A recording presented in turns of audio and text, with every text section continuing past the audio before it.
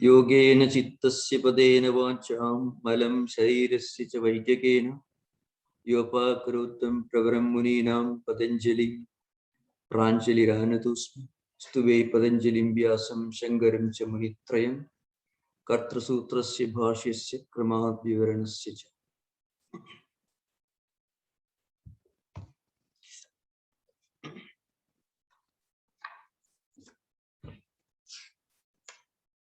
We discussed a very important sutra, that is sutra number 30 of the Samadhipada. It deals with most of the distractions that any spiritual seeker may face in his or her life. That is Vyadhi, Sthana, Samsaya, Pramada, Alasya, Avirati, Bhranti Darshana, Alabdha Bhumigatani, Anavasthitattvani, Chitta Vikshepaha, Te Antarayaha.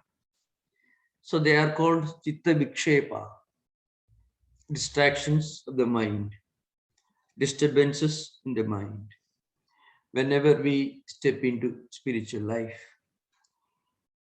it could be physical illness, it could be mental difficulties, manifesting in the form of laziness, a tendency to postpone, to procrastinate, or to find false excuses for not doing what we actually want to do. So there are all kinds of distractions. In the next sutra, Patanjali deals with certain other problems that are the natural consequences caused by these 9 distractions. They are 4 in number: dukkha, daumanasya, angamejayatva, swasa praswasaha, vikshepa sahabhuva. So the literal meaning is they are born along with vikshepa, but actually they are caused by vikshepas. They are the 4 external manifestations of the obstacles that we already discussed in the 30th Sutra. Now, perhaps we may come across similar problems in all spiritual traditions. Sometimes they are all together called the dark night of the soul. The problems and obstacles that we have to encounter during the early phase of our spiritual journey. Sometimes they may be the direct results of the 5 klishta samskaras or 5 kleshas: avidya, smita, raga, dvesha, abhinivesha. Extreme likes, extreme dislikes, which almost take some kind of an obsessive manifestation. And sometimes we know we should get rid of them, but we find ourselves in a helpless situation. And at that time, Patanjali gives this simple remedy, that is Ishvara Pranidhana. Of course, this has been the views of great commentators like Vijnana Bhikshu and others who give a lot of importance to Ishvara Pranidhana. So when we resign ourselves to a divine will, what happens? We are strengthened. Our resources are spiritually reinforced, and we become more capable of facing the problems coming within ourselves. And at that stage, Patanjali is going to discuss very soon, after 2 more sutras, Maitri, Karuna, Mudita, Upeksha, 4 attitudes towards people, events, and experiences. That is, you should be friendly with other fellow spiritual seekers. We should be sympathetic with those who may be far behind us in spiritual life. We should not look down upon them, and then we should admire the great saints and sages who are more advanced than us in spiritual life, and then we should keep a long distance from people whose association can create conflicts in our own spiritual journey. Now, so in this context, we should remember in the Yoga Sutra literature, Patanjali uses more than one term to imply something that is more or less the same. So you find Nirbija Samadhi, Asamprakyada Samadhi, Kaivalyam. Then at the beginning of the Samadhi Pada, Tada Drashtu Surupi Avasthanam. That means all these different names used, Chittavritti Nirodha, that is also implies Sampragnata Samadhi, then Kaivalya, the enlightenment discussed in the fourth pada, and all these states, Yoga Chitta Vritti Nirodha, when going beyond all vrittis, all these are more or less similar at the experience level. But when we use the vocabulary of Patanjali's system, you may find some minor differences. That's all. Now we will come to the subject. So this is a very important sutra. Dukkha daumanasya angamejayatva shwasa prashwasaha vikshepa sahabhuvaha. As I mentioned earlier, these are the four external manifestations of the problems that we discussed in the last sutra.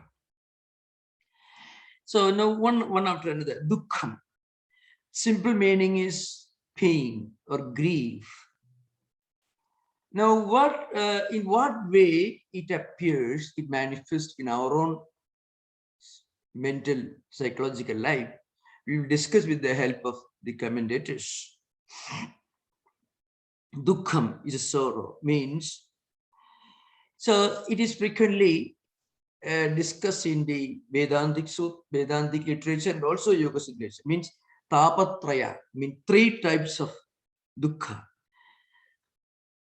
that we discuss in the Bhashya, when we read the Bhashya, that is Adhyatmika, internal, and then Adhibhautika, caused by external, I mean, different creatures, different other living beings, and then Adidevika, things that are beyond us. So that we discuss. So first is dukkha, dukkham, sorrow. The second one is dharmanasyam, mean dejection, anxiety or agitation in the mind caused by some desire, and when that desired object is not fulfilled, we feel a kind of dejection. That's a ichcha vighadat. That's the idea. Chetasaha kshobhaka, that is Vyasa's commentary. The dejection, dharmanasyam. And the third one is this, angame jayatvam. Literally, it means shakiness, internal conflicts which cause some kind of external manifestations which are quite visible, it can be strongly felt. According to Vyasa, yat angani ejayati kampayati tad, that which causes our organs to shake, and then which, of course, the unsteadiness of body senses. Sometimes we find when we are under great stress, when we want to do something, we are not able to attain. It can cause this trembling in the body. Sometimes you can, those of many unfortunate practitioners of pranayama sometimes face this problem. They, by mistake, they ignore the important fact that they have to follow certain disciplines, and they have to learn this under a teacher. They forget that, and they overdo these pranayama exercises, which actually hyperactivates some of the nervous currents in the system, and as a result, perhaps there will be a kind of manic excitement, extreme physical activity and energy, which also will cause sometimes these mind wandering, constant stream of disconnected thoughts. All these frequently happens not only as a result of these antarayas, but also sometimes can be caused by extreme and misguided, unrestrained practices of pranayama techniques, and then of course shwasa prashwasa means breathing becoming irregular. When we become excited, when we become too much agitated, the breathing system becomes irregular. Now, in this context, we should remember, I would like to discuss the commentary, which is very, very revealing. So I will perhaps discuss Vyasa's own words. I remember, so Vyasa's commentary on this sutra. I'm just reading.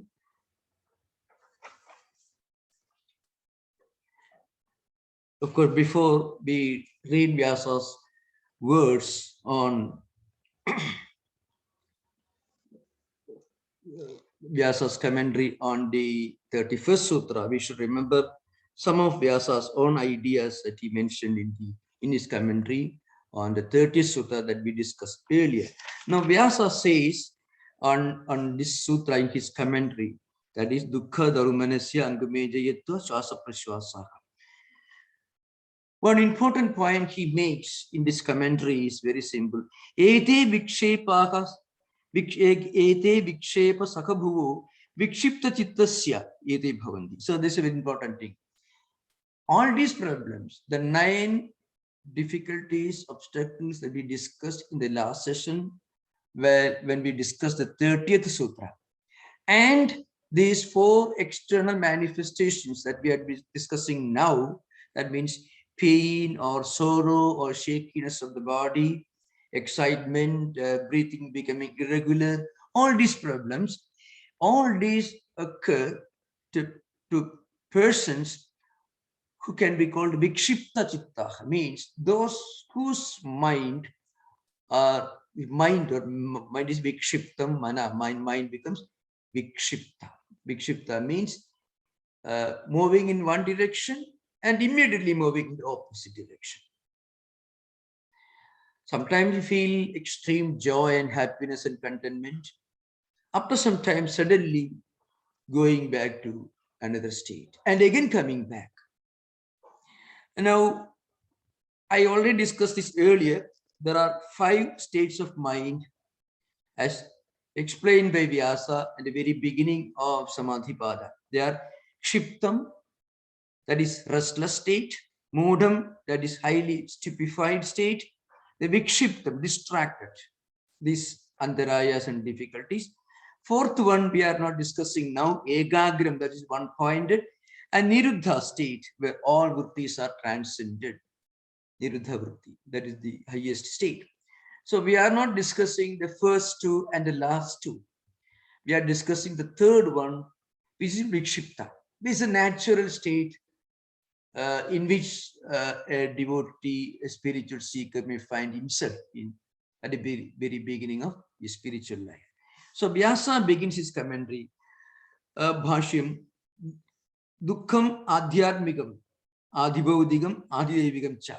So first one is Dukkha. The Dukkha is divided into 3 categories, that is Adhyatmikam, Adhibaudigam, and Adhidevigam. Adhyatmikam, it's caused by bodily disease. For example, Vyadhi can be one problem. When body is sick, it can cause certain problems. That is a problem it's caused within our own self.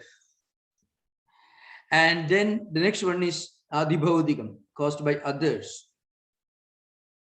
And then Adhidevigam, caused by natural calamities over which we have no control. This COVID and earthquakes, and there are many calamities which are beyond human control. It's called Adhidevigam. So then Praninaha tad upaghataya prayadante tad dukkham. So certain problems which people face, which all living beings face, which they want to remove, that state of situation is called dukkham. So Daurmanasyam Icha Bighadat Chedasaka Kshopaha. As I mentioned, dejection, mental agony. You have a desire, and then that desire is not fulfilled. It can cause inner anxiety, dejection, disappointment, which can interfere when we are trying to meditate or when we are trying to do anything noble. Something very interesting is, very often, many of our entertainments are attempts to run away from our internal problems. See, not always, but in many cases, people taking too much interest in, let us say, games, computer games, sports sometimes, or also some other activities. Frequently, of course, not all the time, not professionals, but frequently we are trying to run away from something that agitates, that disturbs our mind. So we want to divert our mind into something so that we'll be less disturbed mentally. So we are sometimes trying to run away from ourselves. This is one kind of out of dejection or something. Now, this adhyatmika dukkha can be twofold according to Vyasa. It may be caused by bodily disease. It may be caused by unfulfilled desires. This is one. Again,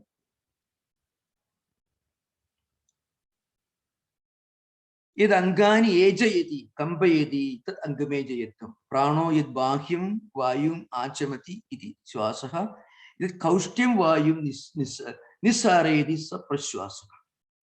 So adi bhaudhikam, as I mentioned earlier, it could be caused by others, maybe fear of animals, maybe fear of imaginary difficult situations and so on.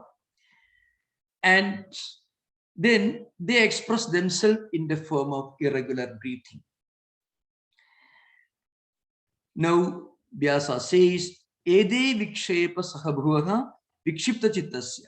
So all these happen only to persons whose minds are agitated.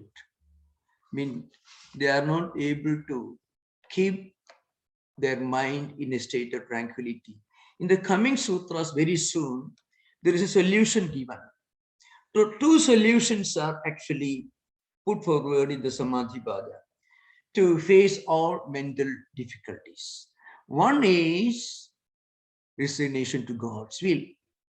That's what you find in the life of many mystics of all religious traditions, both Hindu, Christian, Jewish, or maybe Sufi mystics. You find Buddhist, great Buddhist monks, you find this kind of resignation. Buddha, of course, Buddhists did not believe in a creator God, but they resigned themselves to a higher ideal, maybe dharma or something like that. So Buddham Saranam, Dharmam Saranam, Sangham Saranam is also a kind of pranidhana, not Ishvara, but it's kind of pranidhana, resignation to a higher ideal.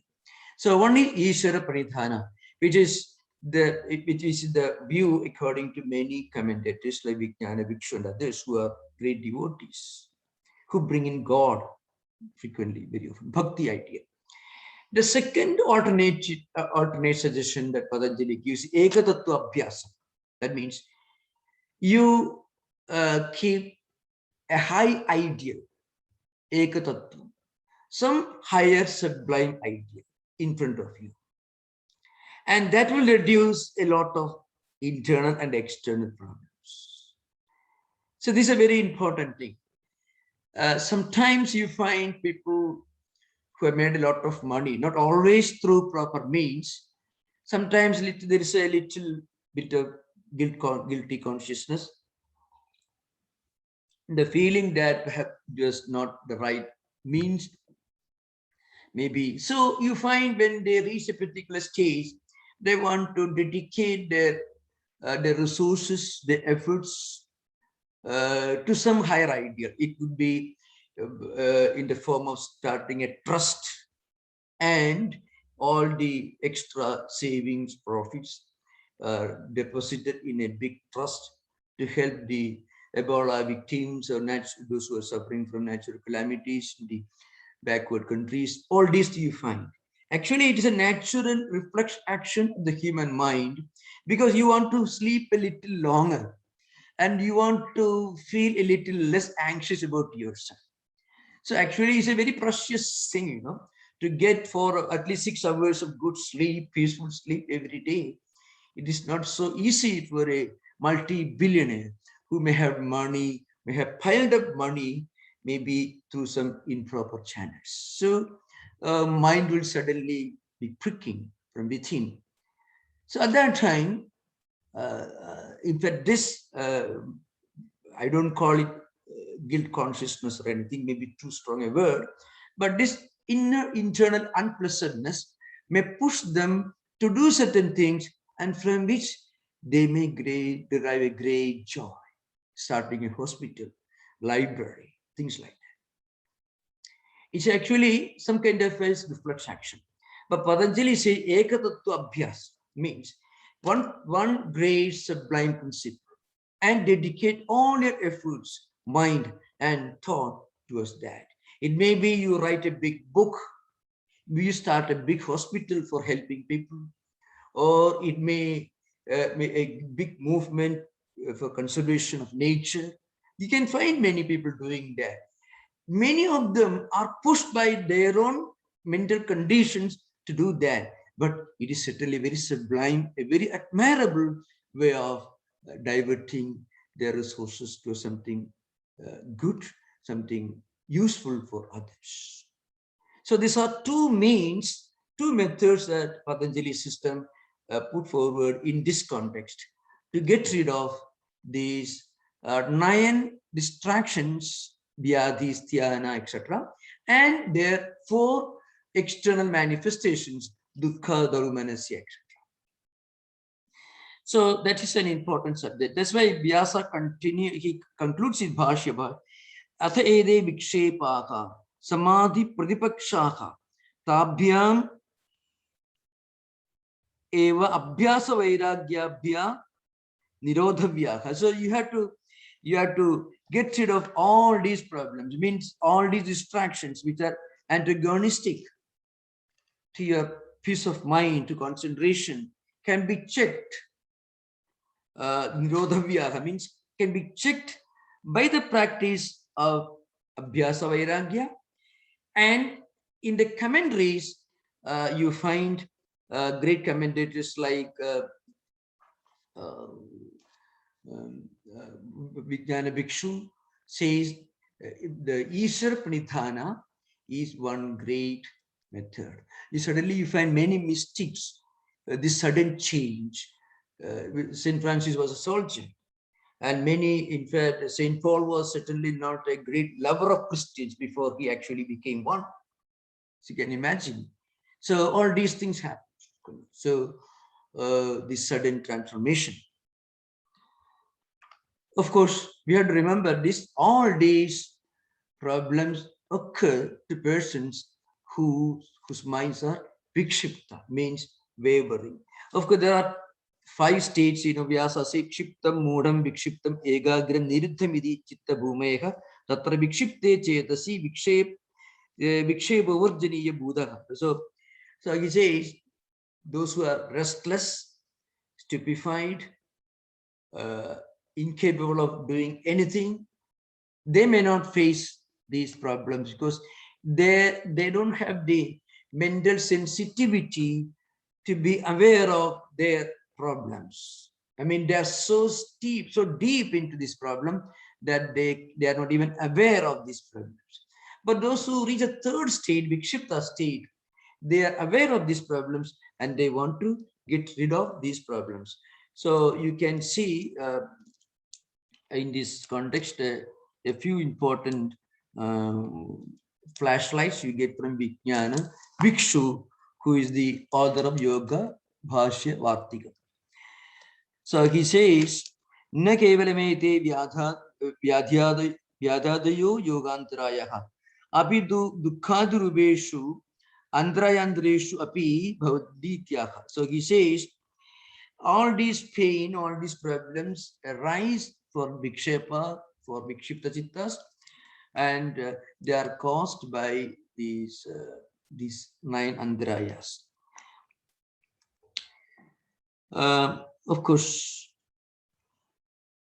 Atmanam susanghadam adhikritya vartande idi adhyatmikam tacha dividam shariram manasam cha. So adhyatmika dukkha, internal, means one is physical, the other is mental. Physical problems may be due to disease, and mental problems may be due to the disease of mind, that is desire. That's what he says. So just as bad food makes our body sick, so also bad thoughts, undesirable, unpleasant mental conditions make our mind also sick. That's why he says, manasam kamadijam devanadhirti javide iti daivikam adi daivikam sidoshna adi uttamityarthaka. So certain problems due to global warming, of course, in modern times we know it's partly caused by human beings, but before the industrial age, maybe 2000 years back, they could not perhaps anticipate to what extent human beings can try to destroy themselves. So in those days, people didn't have the scientific technological equipment to do harm to themselves to the extent that they have got today. Today, all the science and technology have equipped modern man to do maximum damage to himself, to the earth where he is living. So that's why you find in ancient times, great scholars like Patanjali, Vijnana Bhikshu and others, they thought these diseases are not caused by human beings, they are caused by some transcendental celestial beings, like this COVID, for example. It can, technically, it belongs to Adi Devika, if you take the old perspective. But today we know it is not necessarily a creation of some transcendental natural forces. It is the creation of human beings themselves. So you can see this deforestation, global warming. All these are some of the examples where human beings, I mean, Adhyatmika Dukkha and Adidaiva Dukkha are intertwined in modern times. So now we will come to the next sutra, as I mentioned earlier.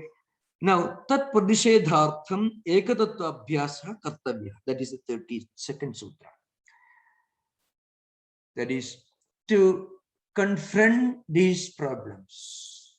Problems like disease, indecision, carelessness, sloth, sensuality, all these problems, antarayas, obstacles, which are listed in the 30th sutra, and their external manifestations, which are listed in the 31st sutra.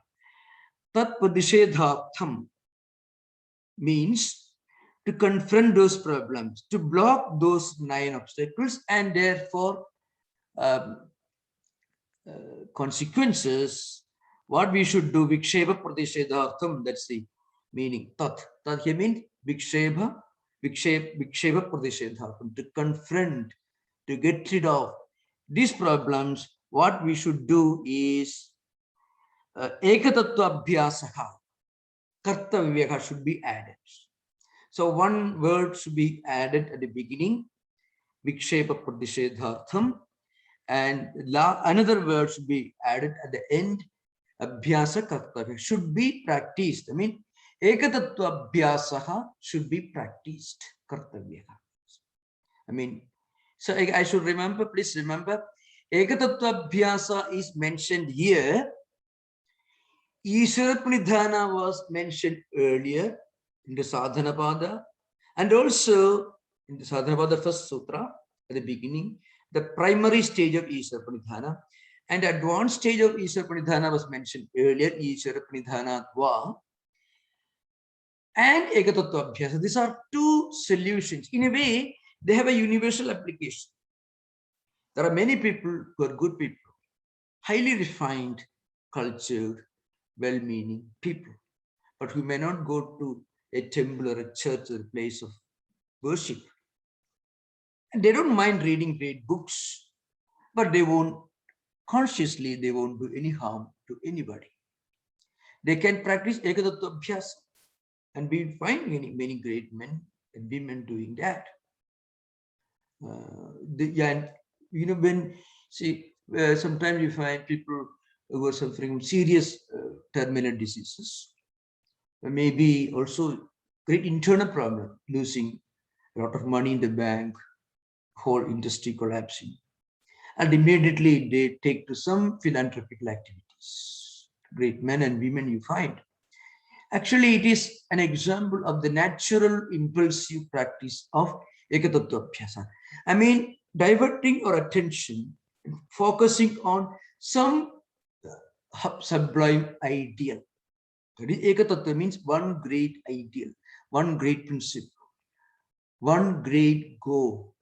I mean, dedicating all our efforts, resources, efficiency, all for doing something good and great for others and making it as a great idea in front of us and diverting all our thoughts and problems, everything in that direction. So you find all the vikshepas gone. They're happy. They'll be worried about the way their philanthropical activities are progressing or not. But that worry is a different kind of worry. There's something very important.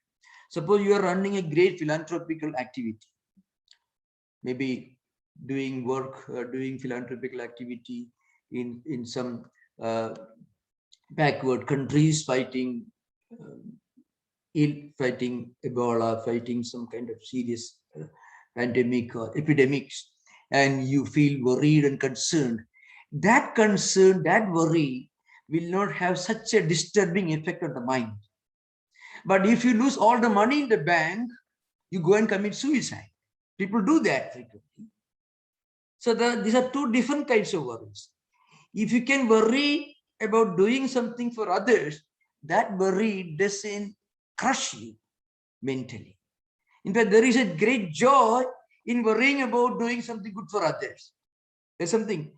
If you can worry about doing something good, there is a great joy in that kind of worry. But you're worrying about some terrible things happen in your own personal, selfish work or activity, that worry, it bites you, it crushes your mind, and it leaves us a mental wreck. So these are two kinds of worries. That's why worry is sublimated.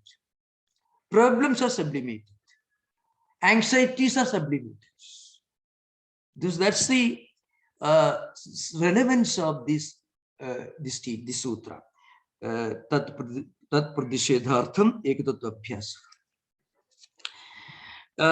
Vajaspati, as I mentioned, in Tattva Vaisharati, he says this ekatattva abhyasa is only Ishvara Pranidhana.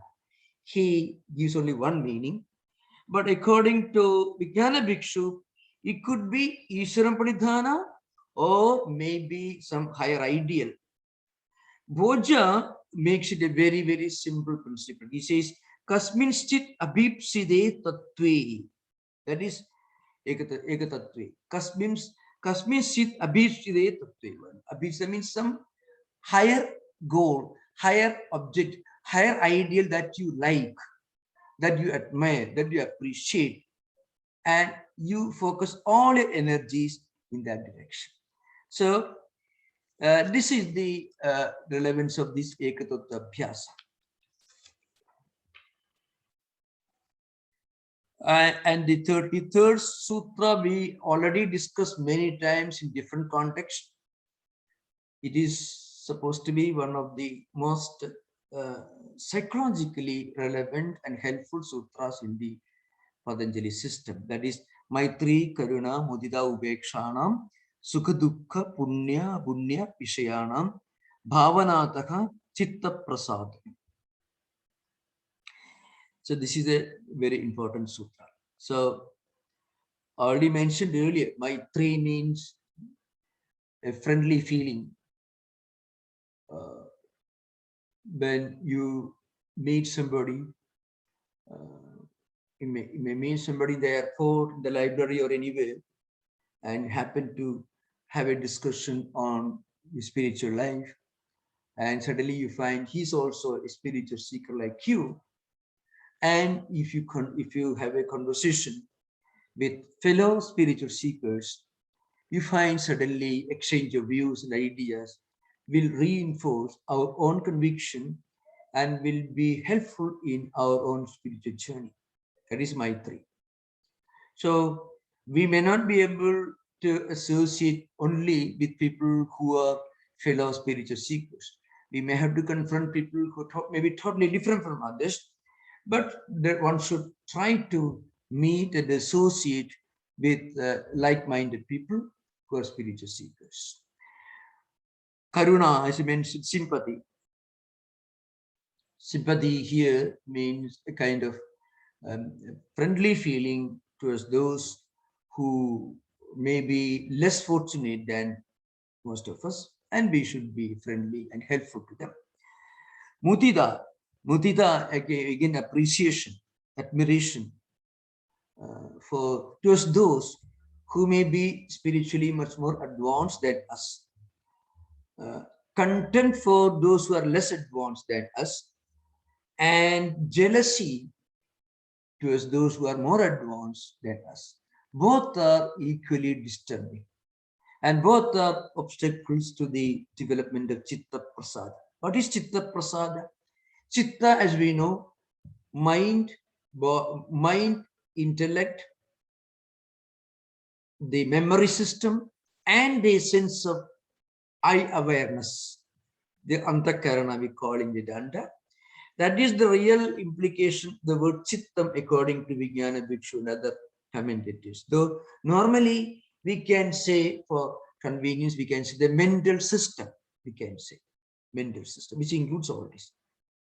Now, when we want to find our mind to be friendly to ourselves, then we feel a kind of, then we want to be at peace with ourselves.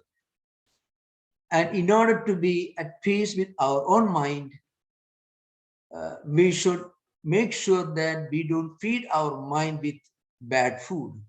And if you have a pet dog, if it eats bad food, it may bite you sometimes.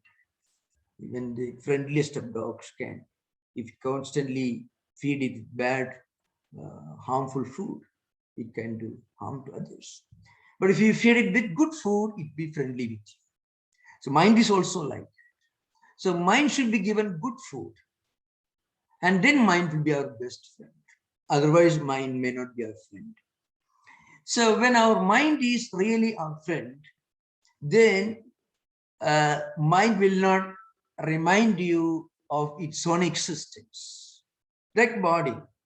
When does our body remind you of its existence? When you're sitting somewhere immersed in reading a great book or contemplation, if you are not aware of your body, it means you don't have very serious illness. If you have a stomach pain, then mind reminds you, look here, I'm here. If you have a headache, mind is reminding you of its existence.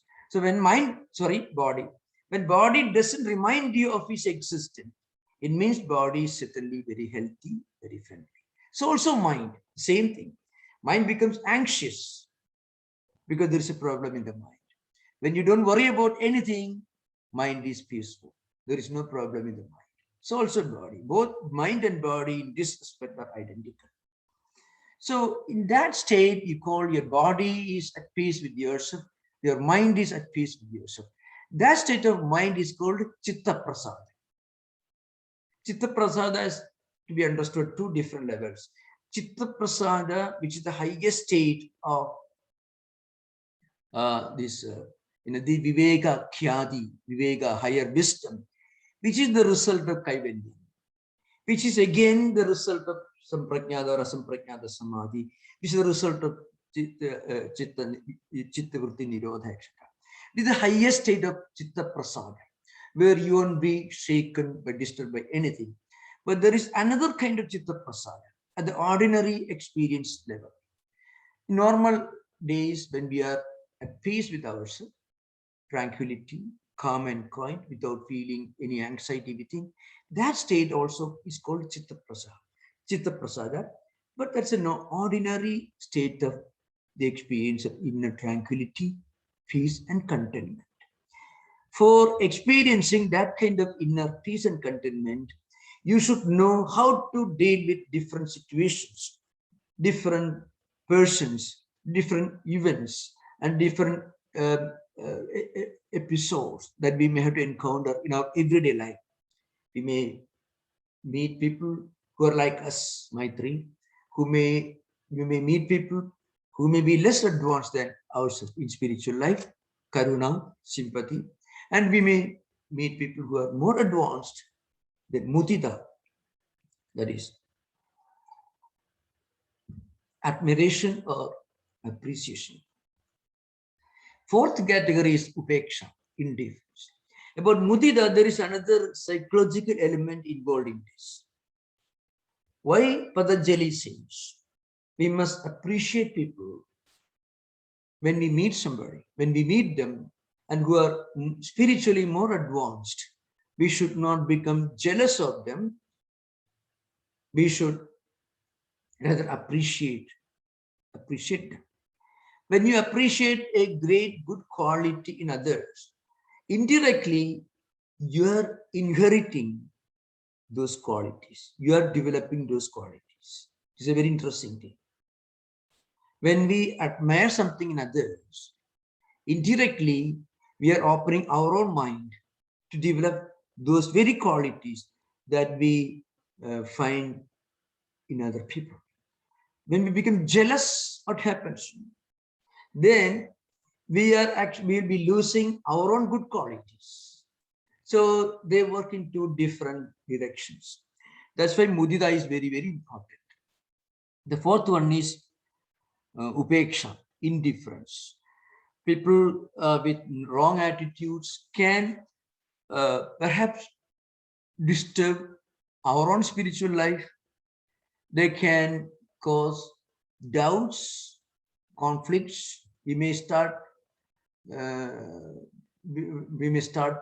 thinking, getting anxious about whether we are actually following the right path or not. So all these things can happen.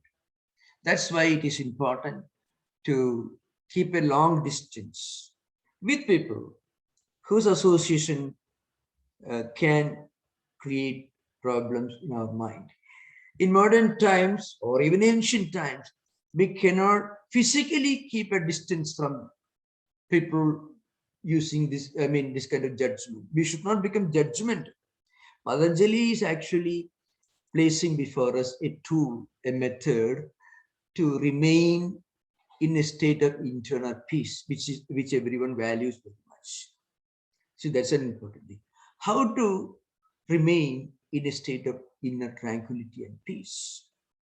So if we don't take care to be friendly with fellow spiritual seekers, if we become indifferent towards them, then we are losing our opportunity to spiritually reinforce our own convictions, our own spiritual life. So we should be friendly with them. If we become contemptuous, if we look down upon those who are less advanced than us, instead of karuna, sympathy, if we become too proud of our own progress or our own status, then really it will disturb our mind. And then if we don't admire and appreciate great and higher qualities in others, then also the same problem can happen. Because if you don't have appreciation, then you have the opposite of it. And we may not feel like appreciating something great and good in others. and that can disturb our mind. So that problem should be avoided. Now, the fourth one is upeksha, indifference. Indifference doesn't mean keeping away, hostility, or antagonism, or contempt, nothing of the kind. You develop a kind of internal mental filtering mechanism by mentally keeping out all wrong ideas invading our own mind, disturbing our own mind. Physically, we cannot keep a distance from anybody like that. It's not out of contempt, not at all. This is prescribed for a beginner who has not yet attained Viveka Khyadi, higher spiritual progress. It's only for a beginner. Sri Ramakrishna says in the gospel, if you sow a seed, it becomes a plant, and a plant, when it grows, maybe it will be destroyed by cattle. So you have to erect a fence around the plant to protect it from cattle. Otherwise, it will be plant will be eaten by cattle. Or you should have some kind of protection around. When it becomes a tree, then you can tie an elephant on that tree. You don't need any fence anymore. Like that, when we become spiritually advanced, then we have no problem. But before that, during the early phase of our spiritual journey, we should protect our own mind. For that, we should evolve a kind of filtering mechanism. I would sometimes think, in modern times, in this age of internet, information technology, when at one click you get every kind of good and bad informations and views and visions and sounds, everything is available in your own small little room at one click. So children in schools can be taught to develop a kind of internal filtering mechanism. Technology is a wonderful blessing to humanity. It is a wonderful blessing. It's a great opportunity. It has done so much to make our life more comfortable, more happy, no doubt about it. But technology also can become a poison. Internet can be a poison. It can spread a lot of self-destructive ideas, all around. So children, students can be taught to develop a kind of internal filtering mechanism to make proper use of technology.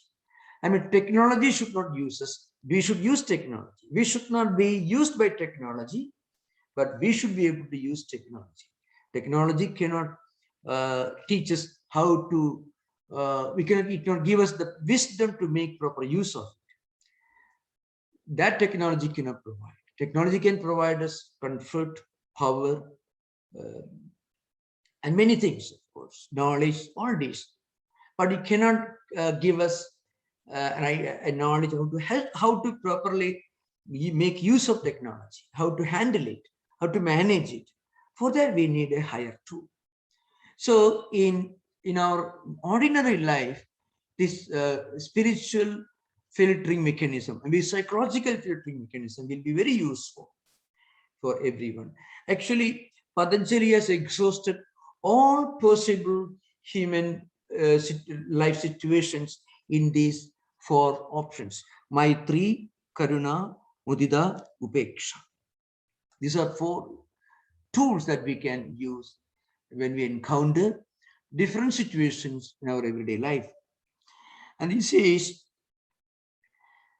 and now the mind attained that the bhavanata vishaya sukha dukkha punya vishayanam bhavanataha chitta prasad.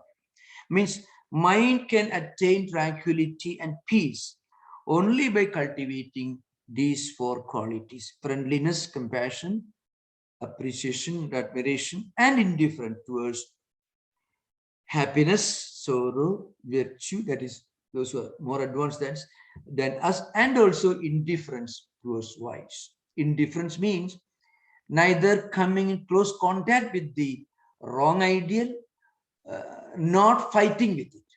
We cannot fight with something that is bad. That also will bring us into contact with it. So neither coming close nor deliberately running away from it. Keeping it at bay means being indifferent. So that is the only way we can try to attain peace and tranquility in everyday life. Of course, Bhoja writes in his Raja Martanda, for example, this is a famous statement. Sutre Sukha Dukkadi Shabdehi Tadantah Pradibaditaha. That's Bhoja says, that by happiness, sorrow, virtue, and evil, Bhoja says, are meant by people. Happy people, suffering people, virtuous people, and evil people. That is Bhoja Rajamarthanda says. Bhoja's work Rajamarthanda says. Chitta prasadanam, according to Vyasa, it means clarity of mind. The clarity of mind means when the mind is at peace with itself, when mind doesn't have any internal conflict with itself. When such a mind is at peace with itself, that mind will be our best friend. How do we judge our own mind? When we try to do something that we know to be for our own good, our mind appreciates, helps you, encourages you. When our mind is not at peace with itself, when it is not our friend, then your mind suddenly tries to take you away from doing something that you know to be good for yourself. It's just like human being. If a friend gives you good advice, he's a real friend. If a friend tries to give bad advice, he's certainly not our best friend. So like that, mind also becomes like that. The sthiti nibandhini, that is of course Vijnana Bhikshu has many more things to say about this. We'll discuss this in the next sutra. Now we can go for interaction. Thank you. Namaskar. Yeah.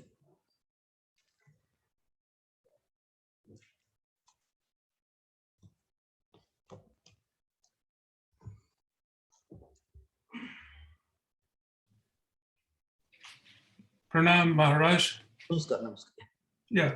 I want to ask you about one of the yamas.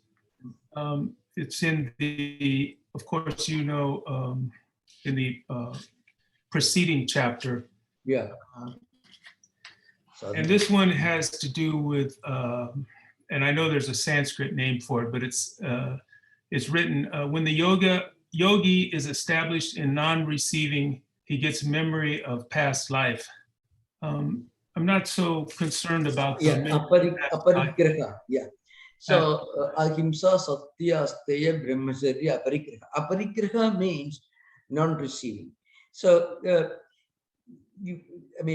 according to yoga psychology, when you go on receiving things from others, you also receive a little bit of the mental, the psychological conditions of the giver. So to put it in a more straightforward language, where we put in different contexts. Suppose you give, you help a number of persons around you in a neighborhood.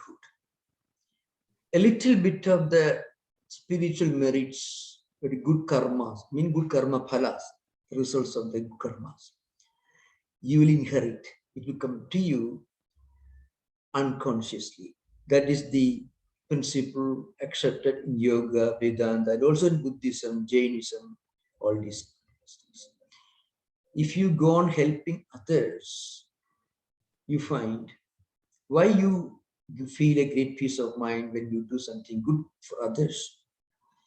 Some of the good punya means good karma phalas of others will be transferred to your account, your karma account.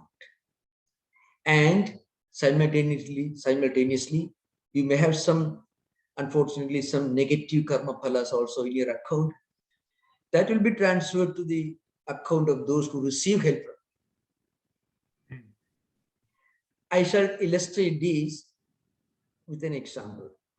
In ancient times, you find an Oriental tradition, this in Hinduism, in Buddhism, and so on, also Oriental traditions. This, and also you find in Catholic tradition, they honor nuns and monks. They consider that they should give alms to these wandering monks. You can find in the medieval Europe, the Franciscans, Dominicans, the friars used to move from place to place. I'm giving this example from the Christian context because many of you must have heard of this in Western world. But in India, in Oriental countries, among Buddhist traditions, Buddhist, Hindu, Sikh, and Jain traditions, this kind of showing hospitality to men of renunciation, men and women of renunciation, was considered to be an auspicious thing to do. The reason is, when you do that, some of your negative karma phalas will be taken by them, but they can absorb them because they are spiritually advanced people. It will not affect them. And some of their good spiritual qualities will be transferred to your karma account. This way. So this is the central principle. We cannot verify this, but we can verify at the psychological level. To give an example, if you go on doing something very good for others for many years, you find you feel a great peace of mind. You may be helping people who may not be aware of the fact that you are the one helping them. They may not know that you are helping them. And you do not know whom you are helping. But something happens to your mind and you feel, how do you feel that you are spiritually being benefited? You feel calmness, tranquility, and peace. So I give the example of big philanthropic organizations suddenly emerging all of a sudden with the efforts of great captains of industry. Give this example. So aparigraha means non-receiving of gifts. It's through constant practice of aparigraha, your negative karmas get completely emptied. So your mind becomes calm and quiet. At that time, you should be able to remember the past, previous days. That's the idea. Just as in lake, all the outer layers are removed, you are able to see the rock bottom or mental lake, like that. Thank you, Maharaj. Yeah. There is a statement in the Hindu tradition that is asammana tapo vriddhi sammanati tapakshaya. I can explain this. It's a very important point. Asammana tapo vriddhi sammanati tapakshaya. What it means is, if a person gets honored everywhere, slowly he will become a pauper, because by getting honor from everyone, he has distributed all his spiritual wealth to so many people who have honored him. That's why a spiritual person should continue doing spiritual practices to to preserve a good amount of spiritual wealth with him. And a sammana, asammana tapakshaya, sammana hi tapakshaya, asammana tapavriddhi. If people dishonor you, then you know what happens. Their papas, negative karmas will come to you, and you will not lose your positive because they have not honored you. So if you dishonor a good person, a spiritual person, it is a dangerous thing to do. If you honor a spiritual person, it is an auspicious thing to do. If you honor, it is something auspicious. If you dishonor, you you may find facing some maybe unpleasant consequences. So that is a central principle why these wandering monks, you can find this as a great illustration. Sometimes I try to give some illustrations from Western religious landscape to make the example more vivid to Western listeners. In Russian Orthodox tradition, if you read a book like The Way of a Pilgrim, that pilgrim, he travels from one place to another place. That's true in the mid 19th century Russia, not a very pleasant place to live in those days. Now, this pilgrim wanders from place to place, and sometimes he's invited to their homes by rich people. He is treated with great honor, and they gather around him. They ask the pilgrim to pray for them. And eventually, when he leaves, they give him some money. He doesn't accept it. He accepts only some dry ham or something. You can find. You read Mr. French's translation of The Way of a Pilgrim. You find. And the pilgrim continues the journey. The most vivid illustration that I have found in Christian mystical tradition comes from this Way of a Pilgrim. I mean, the pilgrim is honored by householders. He is traveling from one place to another place on his way to Jerusalem. He wanted to learn the Jesus prayer. So you can find this. I'm giving this example, as I mentioned. Okay, in Indian tradition, this is a very common thing. Swami Vivekananda, in 1896, so 1886 onwards, in 1886, Sri Ramakrishna passed away. From 1886 to 1893 May, Vivekananda, the great monk, was traveling all over India, and you can see his picture. Only some clothes, rough clothes, and a big stick. He was a wandering monk, traveling all the way from one end of the country to the other end, including today's Pakistan. He went to Karachi, Lahore, and all that. And he was received by people from different walks of life. He was the guest of kings and princes, and also very, very ordinary people who received him in their hearts. So you can see. So this is a tradition in India. Any monk, any spiritual person should be honored, should be treated with great hospitality and reverence. A glimpse of this you will find in The Way of a Pilgrim. That's why I quoted that book. I refer to that book. Yeah. Very interesting. Thank you, Maharaj.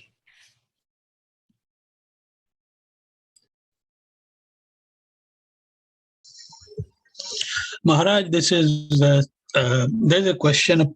In earlier lectures, you talked about extreme dispassion or vairagya.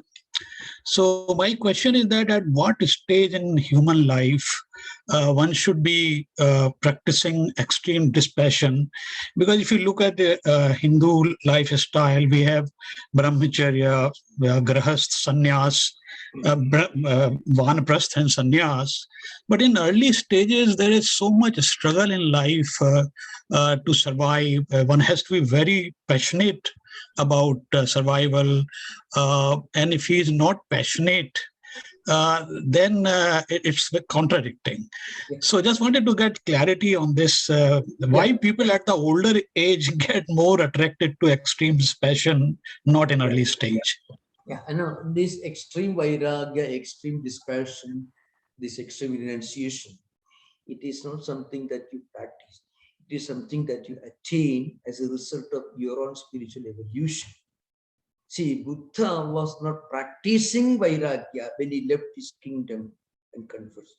What he was doing, he had reached a stage in his spiritual evolution where he found living in a palace with all the comforts and luxury was something that he was not ready to do. He could not have tolerated that great luxurious life as a prince of a kingdom, a son of a king. So remember, householders or normal people were not asked to practice the extreme dispassion, not at all. The Vairagya was not enforced on everyone. It will be a calamity, and it will be against the social progress. It may even it may put a society in a state of imbalance if extreme renunciation becomes an enforced ideal. Never.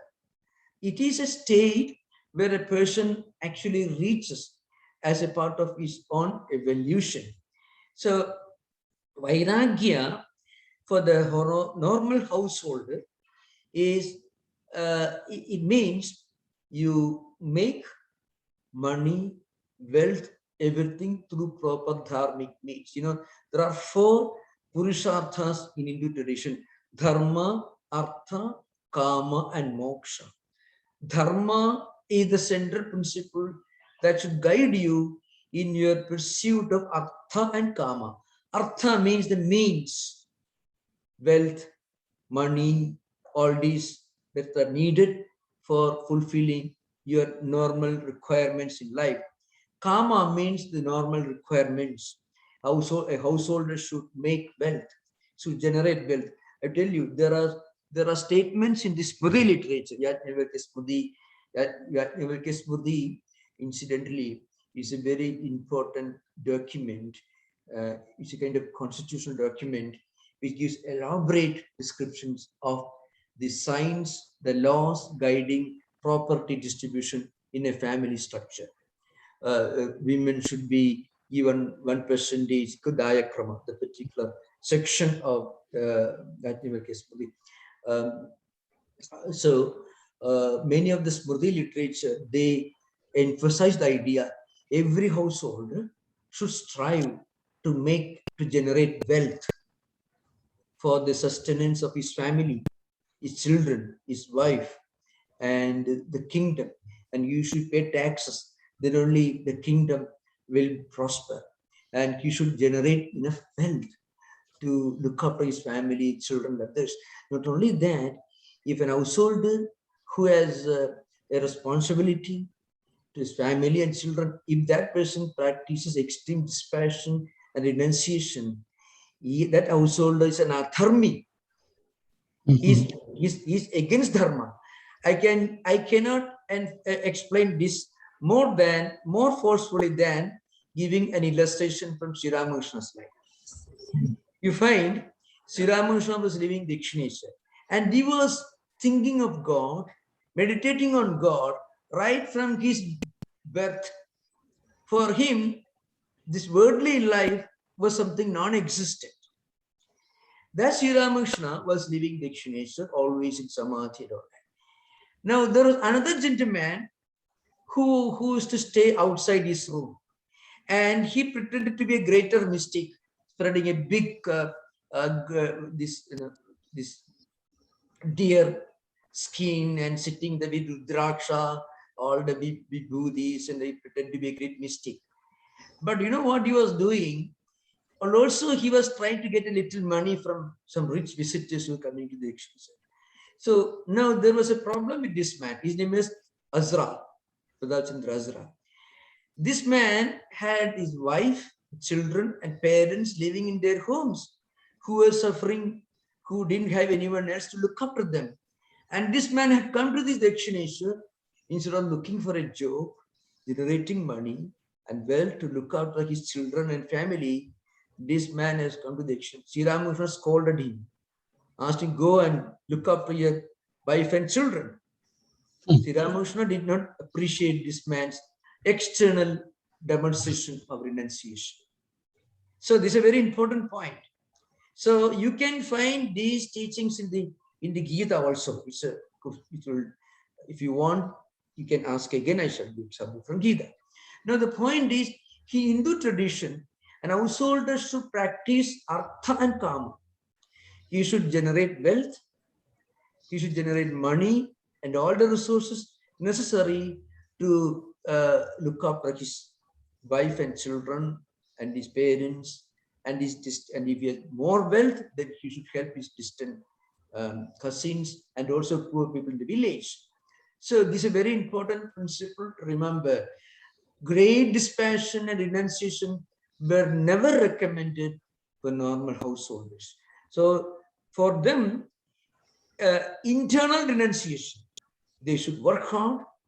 Maybe they can start a big multinational, become a billionaire, do great work for others, start a big foundation, everything they should do. And then internally they can practice renunciation, not externally. How do you practice renunciation internally? You make all the wealth, but you live a simple life. You use this wealth for the good of others. That is internal renunciation. An householder was not expected to practice external renunciation. If an householder, he practices external renunciation, he leaves his children, parents, and rather leave behind and live in a forest, his adharmi, it is against dharma. Remember, this is a very important principle. Remember, even now this what we call Chadurvidha Purushartha, Dharma, Artha, Kama, and Moksha. These four values, very integrated, comprehensive value system that should guide every person. This was somehow eroded by the spread of Buddhism, because Buddhism during the early phase of its development was essentially a monastic institution. We should remember, not later. The early phase of the evolution of Buddhism, which of course happened in India, it became obsessed with monasticism. So that actually influenced Hinduism also. So people really forgot the real teachings of Gita and the Smritis. So all the Smritis you find, Manusmriti, Smriti, Parasa Smriti, Vyasa Smriti, all the Smritis are unanimous. An householder should do his duty, and his duty includes generating wealth through proper means. Artha and Kama, the pursuit of Artha and Kama should be guided by Dharma. That's the idea. Okay, thank you. Thank you very much. Swamiji, namaskar. I had a question. When we talk about Ekatattva Abhyasa and Ekatattva Abhyasa. Abhyasa, when we talk about that, does it lead to Ekagraha and eventually Samyama? If so, what is the difference between Ekagraha and Samyama? You mean Ekagrata and Samyama. You know, Ekagraha. not Eka, no, not Ekagraha, Ekagrata. Here it means Tat Pradishedhartham Ekatattva Abhyasa. Ekatattva means one great idea. That's the meaning of Ekatattva. Tattva means one great principle, one great idea. As I mentioned earlier, there are two methods for confronting the obstacles called antarayas and their consequences. One is complete resignation to God, the prabhatya saranagati. That is the why, you know, that is this is defined by Vaishnava philosophers like Ramanuja and others. No, Anugulyasya sankalpaka pradigulyasya vardhanam rakshusyadit vishwasa goptrutva varanam tatha atma niksheba karpanesham vitha saranagati. Mean complete resignation to God. They always have positive ideas about God and full conviction that God will protect you, and complete resignation and so on. Now, this is one. The other one is Ekatattva Abhyasa. Ekatattva means one great principle. Abhyasa means practicing this devotion to one great idea. Either completely resigning everything, surrendering everything to God, then also you'll be free from distractions. Because even if you have problems, oh, I have this illness, it may be God's will. So problem is God. If you lose money, if there is a collapse of the bank or stock exchange, it's God's will. Still you work hard. You don't run away from it. You do everything. Still if the result doesn't come, God's will. So the moment you bring in this surrender idea, then a huge weight is lifted off your shoulders and you become calm and quiet. This is one, Ishvara Pranidhana. The other one is you direct all your actions, thoughts, and all your resources in order to fulfill one great idea. That also will give you a one-pointedness. And when your mind gets one-pointed, it will be less distracted. You won't feel distraction. So you should remember the real Eka Tattva Abhyasa. Abhyasa means practicing, repeating, constant practicing. What? I mean, this kind of dedicating, devoting all your actions and resources, thoughts, everything to one idea. So these are two means to fight distractions. This is what I indicated. I don't know. So please remember, when you can read this sutras in any, you can get a book, and that will be helpful. Thank you. Thank you, Swami. Yeah.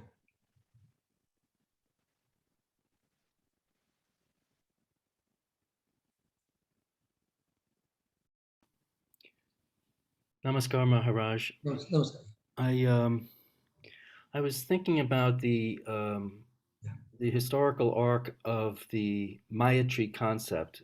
When we meet Buddhist adherents and speakers on metta, they are often meditating on that. But when we look at Mayatri as it's expounded by Patanjali, we also see things from the spirit of the Upanishads, especially the very final chapter of the Chandogya Upanishad, where it appears that this concept of goodwill, cheerful attitude, support, solidarity with everything, with everyone and everything, is essential, and it's elaborated on with greater specificity and applicability here by Patanjali, but it does seem to be a very persistent concept in all the Indic spiritual traditions. Yeah. In the Upanishads and in maybe Buddhist meditative practices, this Maitri has got a much more profound significance. Here, in this particular 33rd sutra, Maitri means a state of an attitude of friendliness towards fellow spiritual seekers as a means to avoid distractions that can happen in our mind.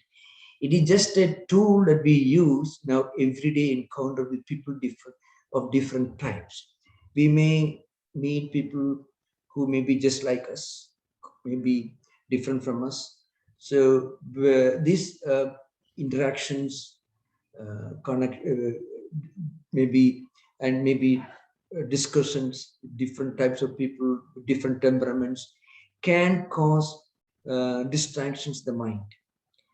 So it has a much less profundity here. It's a more here it is just as a method of interacting with people in our everyday life situations, in the office, in modern context, the office, in the workplace, wherever we meet people different types.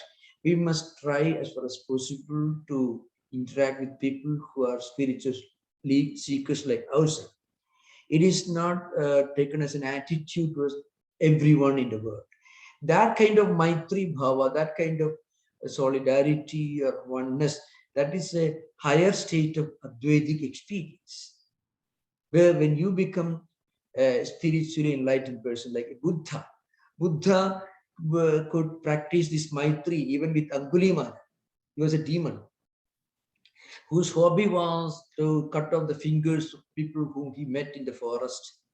And when Buddha was moving in that direction, people warned him. Buddha didn't bother. He continued his journey. So Angulimala came with his sword. He came to attack Buddha, but he could not reach Buddha. And now this is how the story goes. And then when Buddha turned back, this man was completely transformed. That state of Buddha is this higher state of equality, seeing the same Brahman everywhere. In the Upanishad, very great sages, they see same, in the Gita it says, Surisaiva Sopakeja Pandita Samadarsin. I mean, Pandita means here, not a scholar, it means a person who has realized the supreme spiritual identity with the entire creation. He sees such a great spiritual person, a mystic. He sees the same Brahman, the same Atman in everything and everywhere. That is the highest state of spiritual enlightenment, spiritual realization. You can find this oneness, the unity of vision, the oneness. I mean, looking upon the entire creation as non-different from ourselves and also the same manifestation of the divine. That is a very high state of spiritual realization of Jiva Brahmaikyam, what you call liberated soul, Jivan Mukta. Here, Patanjali doesn't go that far. Here it is recommended as a tool that you can use when you interact with people, because your interaction with various people with different temperaments can cause distractions, antarayas, that we discussed in 30th Sutra and 31st Sutra. You can actually, our encounter with people with different temperaments, conflicting temperaments, can create a lot of problems in our mind. So how to confront this for a beginner? So he says, all right, when you meet with people who are like you, be friendly with them. And as far as possible, limit your contact with people like yours. And when you meet somebody who is not so advanced, be sympathetic. And keep a long distance from people who may disturb you. That is not necessary for a Buddha. Buddha could straight away confront Angulimala. This is an important thing. But everyone cannot do that. So for an advanced soul, this sutra doesn't apply. This is primarily meant for a practitioner during his initial stage of practice. So we're to understand these as behavioral tools. Yeah, just that's a chitta prasada. Even chitta prasadanam here is not the highest state of nirodha samadhi or anything. Here it is to keep our mind in a state of tranquility. Otherwise, be distracted. So this sutra should be understood in the context of the 30th sutra. How to get rid of this antaraya, these distractions. Practice this. This can be a wonderful advice which every responsible parent can give, mother or father can give to her or his children. This is wonderful advice which anyone can give. This should be taught in schools. When you meet good people, be friendly. If you meet somebody who is scored less marks, small, inferior grade, don't make fun of him. We find somebody who is high grade, appreciate. And if somebody tells you don't study, the education has no meaning. Keep a long distance. This every parent, every mother or father can advise a child when he or she goes to school. Simple advice for encountering our everyday life situations. That's the only significance of this 33rd Sutra. Of course, if we can stretch it beyond that, but immediate relevance only this much. That's all. Yes, I see what you're saying. The universal applicability is there, but I early on I misunderstood upekshu as and you explained that during the class tonight that but that's perfect for children because it's so often the case that young people come home to their parents and say, so and so bothered me, and I'm really upset about so and so, and what does the parent usually say? Leave them alone. Yeah, just stay away from them. It is simple common sense. Simple common sense. This sutra is simple common sense. Children, oh, don't worry. Children will play. You call me this name. Oh, don't worry. Natural. So that's what it. But don't fight with him unnecessarily. You concentrate on your studies. Exactly. Thank you, Maharaj. Yeah. That's all. Thank you. And especially those who ask questions that gives me a chance to explain more elaborately, but I may have left out. Om Shanti Shanti Shanti Harihi Om Tat Sat Sri Ramakrishna Arpanamastu